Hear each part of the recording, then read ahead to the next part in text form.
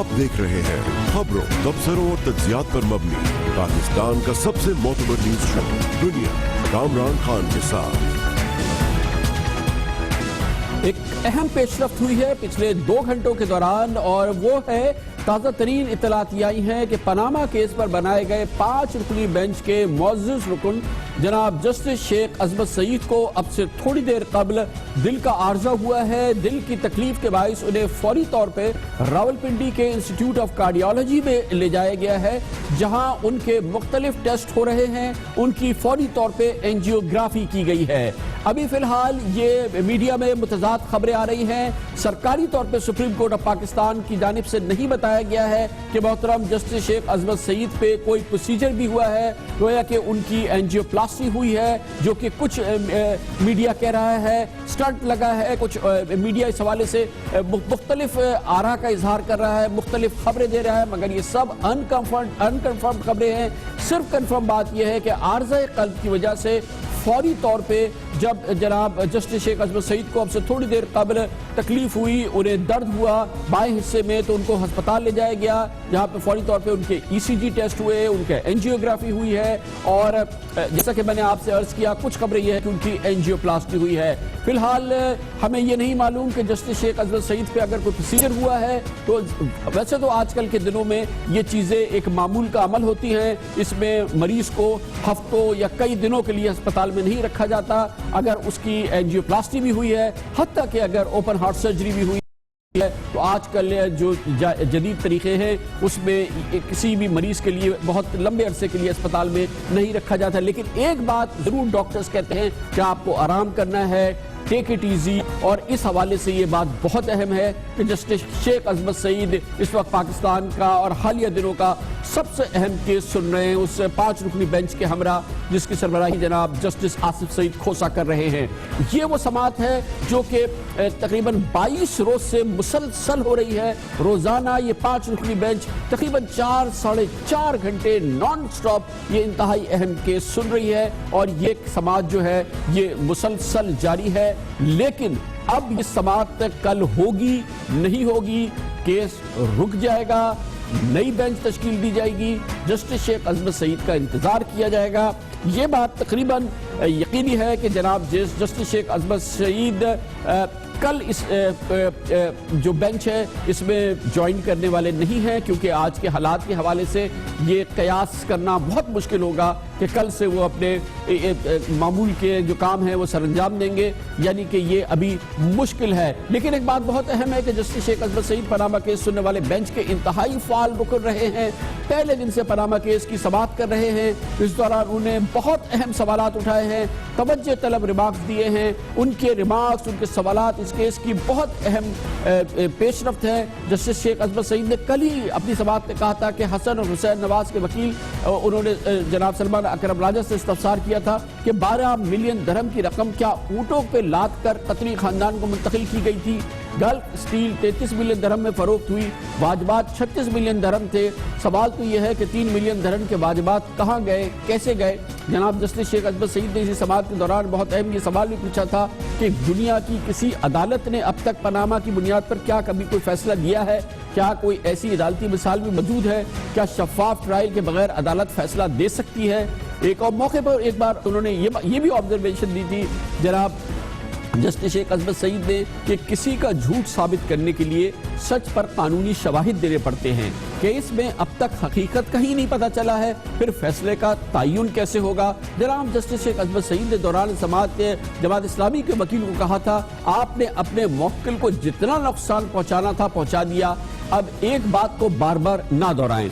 बहरहाल इस वक्त अहम मौजू ये है कि ये इंतहाई अहम केस पनामा केस, इसकी समाअत अब इसको लग ये रहा है कि इसे एक एमरजेंसी ब्रेक लग गया है।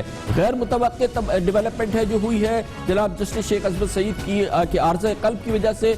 क्या प्रोसीजर है, ऐसे हालात में क्या होता है, ये हम पूछते हैं पाकिस्तान के नामवर माहिर कानून बैरिस्टर डॉक्टर फरोग नसीम से। बहुत बहुत शुक्रिया बैरिस्टर साहब। फरमाइएगा, जैसी कि सूरत हाल है हमने आपके सामने बयान किया, अब होगा क्या? ये समाअत रुकेगी, नई बेंच बनेगी, जज साहब का इंतजार किया जाएगा, क्या कुछ हो सकता है? देखिए, पहले तो कामरान साहब हम सब جسٹس شیخ عظمت سعید صاحب کے لیے دعا کرتے ہیں صحتیابی کی، اللہ کی ذات ان کو جلد صحتیاب کرے۔ آپ کا سوال کا جواب یہ ہے کہ یہ کہیں کوئی چیز لکھی بھی نہیں ہے بلیک اینڈ وائٹ کہ اگر کوئی جج صاحب بیمار ہو جائے تو اس میں مزید آگے پروسیجر کیا ہوتا ہے، لیکن نارملی یہ دیکھا جاتا ہے کہ رپورٹس کا انتظار کیا جاتا ہے، دیکھا یہ جاتا ہے کہ اگر تو جلد ہی جج صاحب صحتیاب ہو سکتے ہیں تو پھر انتظار کیا جاتا ہے، اور خدا نخواستہ کوئی ایسی سچویشن آ جاتی ہے جس میں یا تو کوئی کمپلیکیشن ہو جاتی ہے یا کوئی طویل سمجھیے میعاد کوئی خدا نخواستہ ایسی بیماری ہو تو پھر بینچ نیا کانسٹیٹیوٹ ہوتا ہے یا جو ریمیننگ ججز ہیں وہ سنتے ہیں۔ تو کیونکہ یہ کہیں کوئی چیز بلیک اینڈ وائٹ نہیں ہے تو کیا یہ ممکن ہے کہ یہ کل کیس کی سماعت ہو اور جسٹس عظمت سعید اس میں شامل نہ ہو؟ دیکھیں، اگر تو یہ فیصلہ کیا جاتا ہے کہ شیخ صاحب اس میں اب نہیں بیٹھیں گے تو ریمیننگ 4 ججز اس کا فیصلہ ضرور کر سکتے ہیں، لیکن میرا نہیں خیال کہ یہ وہ کیس ہے جس میں اتنی جلدی کوئی یہ فیصلہ کر سکے گا کہ شیخ صاحب اس میں اب نہیں بیٹھیں گے۔ میرا اپنی دعا ہے اور خواہش ہے کہ جلدی صحتیاب ہوں۔ تو بلیک اینڈ وائٹ کیونکہ یہ چیز نہیں ہے، لہٰذا اس کو ڈے ٹو ڈے دیکھا جائے گا کہ اس کو کیسے ہینڈل کیا جاتا ہے۔ اچھا، یہ فرما دیجیے گا کہ اس کو ہم اس سے تعبیر کریں گے کہ اگر وہ کل حاضر نہیں ہوتے، 2 دن نہیں حاضر ہوتے، کہ بینچ ٹوٹ گیا، اور یہ ایک تاثر ہے کہ بینچ ٹوٹ گیا تو اب نیا بینچ بنے گا، اس کی کیا کلیریفیکیشن ہے؟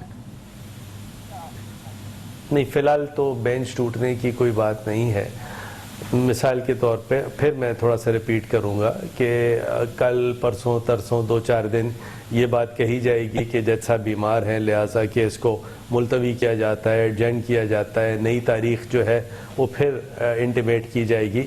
اور اگر خدا نخواستہ کوئی یہ ڈیسیجن ہوتا ہے کہ شیخ صاحب اب نہیں بیٹھیں گے تو باقی 4 ججز بھی اس کا فیصلہ کر سکتے ہیں، اور اگر پھر تھرڈ آپشن یہ ہے کہ یہ فیصلہ ہوتا ہے نہیں جی 5 ججز ہونے چاہیے، خدا نخواستہ شیخ صاحب بیٹھ ہی نہیں سکتے، تو پھر نیا بینچ بنے گا، پھر اثر نو شروع ہوگا۔ تو میرا اپنا پرسنل خیال یہ ہے کہ ابھی اٹ از ٹو ارلی، بہت جلد ہے کہ ہم کچھ اس کے بارے میں قیافہ کریں۔ ہمیں انتظار 2-3 دن کرنا چاہیے، ان کی رپورٹس کا انتظار کرنا چاہیے۔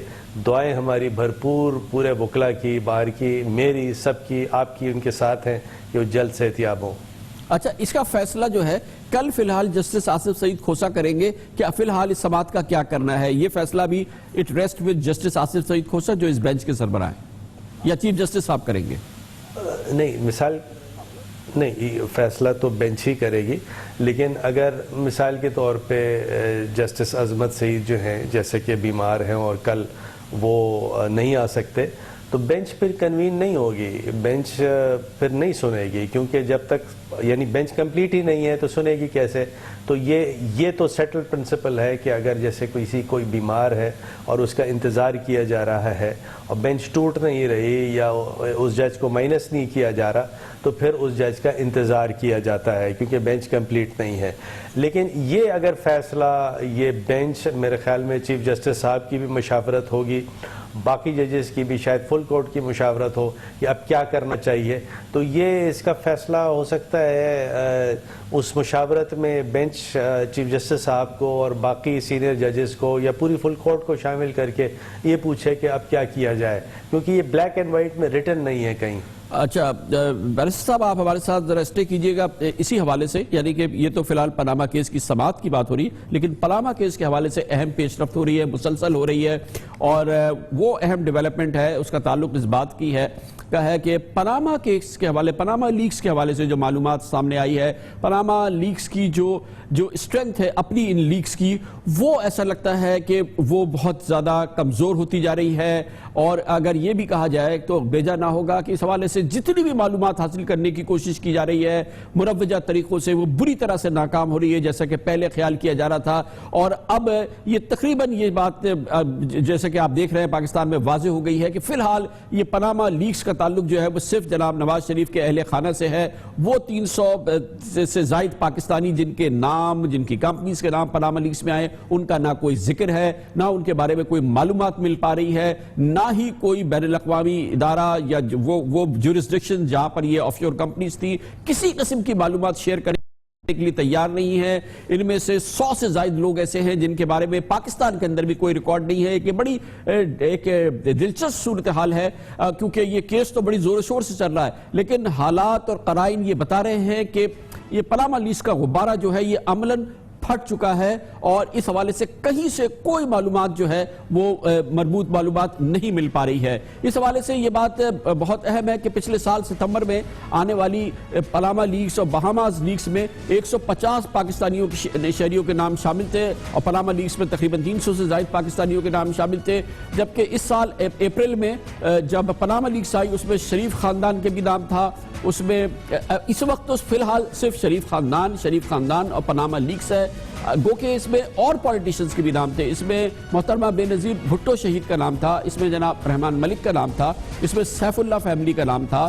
اس میں ایک اور بھی چند دوسرے لوگوں کے نام تھے. لیکن یہ کل ملا کے 500 سے زائد شخصیات کے نام آنے کے بعد جو اس وقت فوکس رہا ہے وہ صرف اور صرف نواز شریف صاحب کے خاندان کا رہا ہے. کسی اور نام کا کوئی ذکر نہیں آیا ہے. پاناما کا نام آتا ہے پاکستان میں تو حسین نواز شریف، حسن نواز شریف، مریم نواز شریف اور محترم جناب نواز شریف وزیر اعظم کا ہی ذکر سننے میں آتا ہے. کسی دوسری شخصیت کا نام نہیں آتا. حالانکہ جو دوسری شخصیات ہے ان کے اس حوالے سے کتنی کمفرٹیبل سچویشن ہے دیکھنے سے تعلق رکھتی ہے. مثال کے طور پہ ایف بی آر نے پاناما اور بہاماز لیکس میں شامل پاکستانی شخصیات کے بینک اکاؤنٹس، ان کے ایسٹس اور سرمایہ کاری سے متعلق ثبوت حاصل کرنے کے لیے Panama, Bahamas, British Virgin Island, Mauritius, Seychelles اور جرسی سمیت تب 9 مختلف جورسڈکشنز کو وزارت خارجہ کے ذریعے خطوط بھیجے لیکن ان میں سے کہیں سے کوئی جواب نہیں آیا. انہوں نے جواب دینا تک اس کا جو ہے وہ کسی قسم کا جواب نہیں دیا. پھر ایف بی آئی نے انکم ٹیکس آرڈیننس 2001 کے تحت پاناما اور بہاماز لیکس میں آنے والے افراد کی معلومات ملک کے اندر حاصل کرنے کے لیے نادرا سے رجوع کیا. لیکن نادرا کے ریکارڈ کے مطابق 108 افراد کا کوئی سراغ نہیں ملا ہے جن کے نام پاناما میں آئے ہیں. یہ ایک اور بڑی دلچسپ صورتحال ہے. اس کے علاوہ بڑی دلچسپ صورتحال یہ ہے کہ ایف بی آر نے پاناما میں آنے والے 344 شخصیات کو نوٹسز جاری کیے. ان میں سے صرف 68 افراد نے تو ان کا جواب دیا ہے. باقی افراد نے کہا کہ ہم جانتے ہی نہیں آپ کس کے بارے میں بات کر رہے ہیں. کوئی جواب نہیں دیا. کوئی انہوں نے جواب نہیں دیا. یہ جواب بھی دیا تو ایک آدھ کو جملے کے اندر بات کر کے بات کو ختم کر دیا.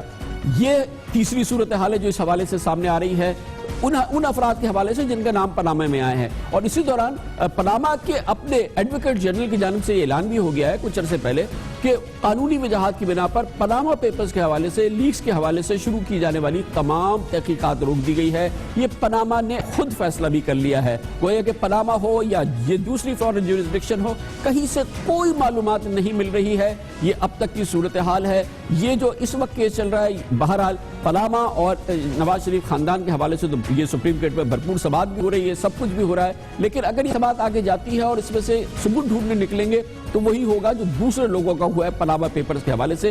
یہ ایک بڑی دلچسپ صورتحال ہے جس میں لگتا یہ ہے کہ پاناما کا غبارہ تقریباً پھٹ گیا ہے.